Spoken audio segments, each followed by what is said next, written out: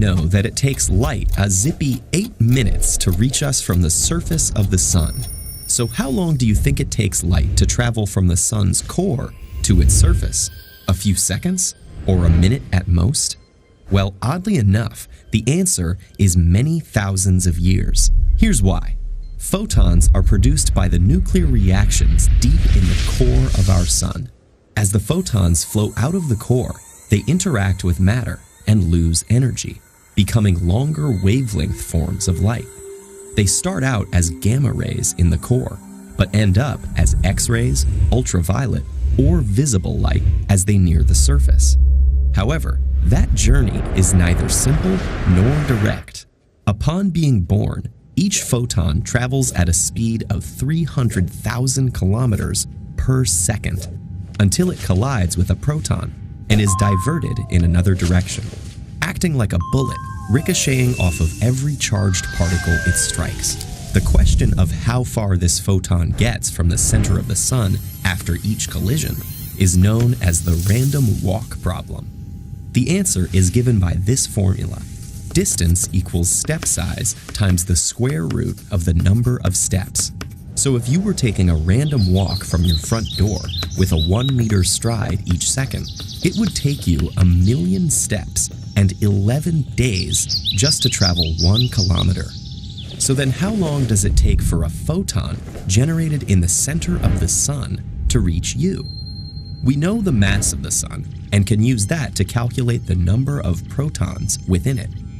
Let's assume for a second that all the sun's protons are evenly spread out, making the average distance between them about 1 × 10 to the negative 10th power meters. To random walk the 690,000 kilometers from the core to the solar surface would then require 3.9 × 10 to the 37th power steps, giving a total travel time of 400 billion years. That can't be right. The sun is only 4.6 billion years old. So what went wrong? 2 things. The sun isn't actually of uniform density, and photons will miss quite a few protons between every collision. In actuality, a photon's energy, which changes over the course of its journey, determines how likely it is to interact with a proton. On the density question, our models show that the sun has a hot core where the fusion reactions occur. Surrounding that is the radiative zone, followed by the convective zone, which extends all the way to the surface. The material in the core is much denser than lead, while the hot plasma near the surface is 1,000,000 times less dense, with a continuum of densities in between. And here's the photon-energy relationship. For a photon that carries a small amount of energy, a proton is effectively huge, and it's much more likely to cause the photon to ricochet. And for a high-energy photon, the opposite is true. Protons are effectively tiny. Photons start off at very high energies compared to when they're finally radiated from the sun's surface. Now, when we use a computer and a sophisticated solar interior model to calculate the random walk equation with these changing quantities, it spits out the following number: 170,000 years.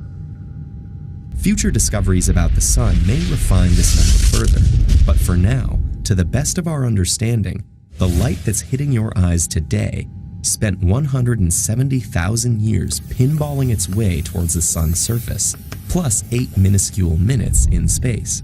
In other words, that photon began its journey 2 ice ages ago, around the same time when humans first started wearing clothes.